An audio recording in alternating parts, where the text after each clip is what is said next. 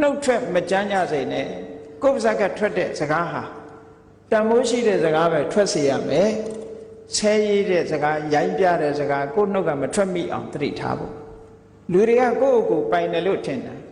မပိုင်ဘူးကိုဖြစ်ချင်တာမဖြစ်ဘူးစိတ်ဖြစ်ချင်တဲ့အတိုင်းလိုက်ဖြစ်နေကြတာစိတ်ဆိုရင်ကြမ်းတမ်းတဲ့စကားတွေပြောကြတာဒါကိုပြောချင်တာမဟုတ်ဘူးအေးဒါကြောင့်မို့လို့အမြဲတမ်းသတိထားတဲ့နာပေါ့သူပြောလိုက်တာဝိသိကာစအနာစာရာပြိဋ္ဌစာအပြက်မတွေဟော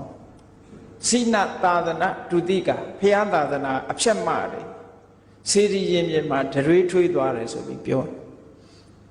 အဲ့ဒီအကုသိုလ်ကြောင့်သူငရဲကြသွားငရဲကြသွားရုံနဲ့မကဘူးငရဲလွတ်လာတဲ့အခါမှာ